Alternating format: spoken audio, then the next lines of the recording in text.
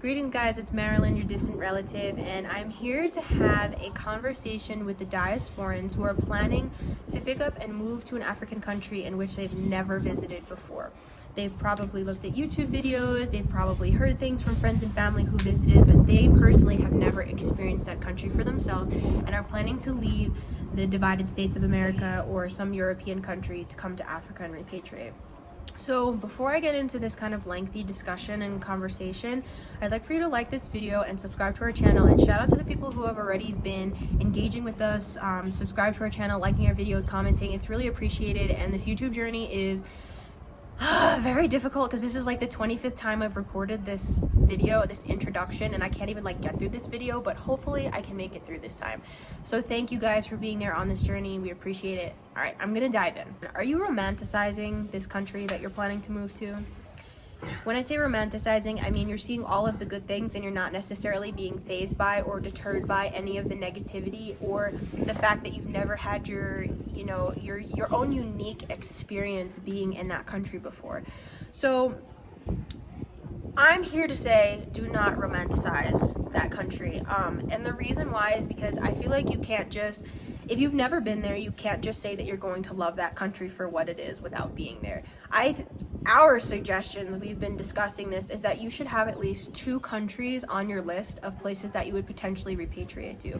So for us, we were like, okay, we have Tanzania or Uganda or what have you that you want to visit, as well as like your top choice, but you want to visit all of them to see what your experience is going to be, because you can research all you want on YouTube, you can hear all of these things from different people, all of the diasporans who've moved there, and of course they're going to tell you all the great things because they want you to leave whatever oppression or bad experiences that you're having in a European or American country and come to the motherland. So we think that you should have at least 2 countries and make sure you stay objective. Like, is this a place that you want to live for the rest of your life? Is this a place that you can homestead? Is this a place that you can raise your children? Is the schooling good? Is it another language? So you have to think of all of those things while you're thinking of moving to another country, and not romanticize all of the good things, and just make all of those good things the basis for you to move to that country.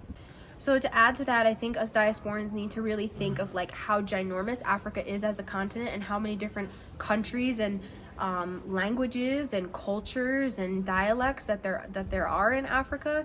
Like, the place that everyone might be going, or the place that everyone is going, might not be the place that aligns with you spiritually. You know, you might not want to pick up another language, you might not want to have to dress a certain way, you might not want to have to, I don't know, do things that are kind of out of your comfort zone. So in regards to that, East and West Africa are 2 totally different places.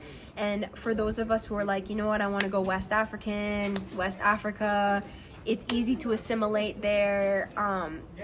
You should also visit maybe an East African country and like see the cultural differences, see what aligns with you spiritually, because spirituality in these 2 places are much different. Culture is much different in these 2 places. So they're 2 totally different entities, and I highly suggest that you check out both sides of the continent. All right, so to talk about our personal experience, as you already know if you've watched our other videos, just to recap, we were originally headed to Ghana. That was our top choice. Reason being, we had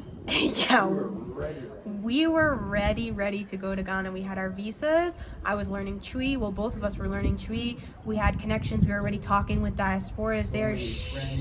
Shout out to Matsiasu and Eden for everything, helping us through this crazy time, and with us trying to repatriate to Ghana. But yeah, so we were really trying to get to Ghana, and of course with this pandemic and border closures and stuff, if we would have left 1 day earlier, we would have been in Ghana right now. But because we left, we were in the air the day that the Ghanaian president put a travel ban in effect against citizens coming from countries who have 200 or more cases of coronavirus. We got to Ethiopia and we were not allowed to go to Ghana. Never in a million years would we have thought that we would have even traveled to, really, or moved to Ethiopia, because of our experience with Ethiopians who left Ethiopia and moved to the United States. They have a different type of Ethiopian identity that did not par with us. So we were kind of not the people that I work with at Washington Hospital Center, because they're freaking dope, but the people at the airport, they made me mad. Continuing my story, because I was just dying because I just said that, but the people at the airport, Ethiopian Airlines, y'all people make me mad. That was in my other video too, like Ethiopians at Ethiopian Airlines, y'all make me very mad. So we never thought that we were gonna come here. I was like, you know what, maybe I'll visit here in the future, but it's not on my top choice list to kind of visit.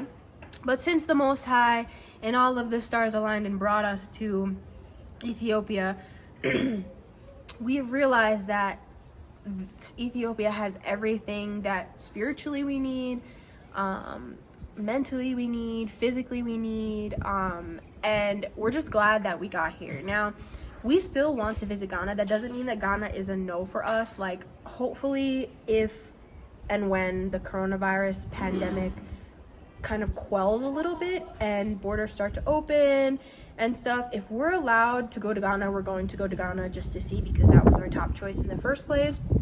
But if not, we're not really going to think too much. We're going to come to Ethiopia. We're going to hopefully begin to set up shop here and live here permanently, and then visit other countries in the future. We had the pleasure of meeting a diasporan who's in Ethiopia. She actually lived in Ghana for 20 years and then wound up repatriating to Ethiopia. She had originally intended to go to Ethiopia in the first place, but I don't remember how she got brought to Ghana, but she was in Ghana for 20 years. Her experience was good up until a certain point, and then she realized with a lot of different experiences that spiritually she needed to be elsewhere. So she wound up coming to Ethiopia, and this is where she's going to spend the rest of her life, which is amazing. So it was really nice to hear her story and her experiences, and what, you know, hearing like someone who lived there for 20 years who comes from a European country. It was amazing to hear, but that didn't deter us from going to Ghana or visiting other countries. Yes.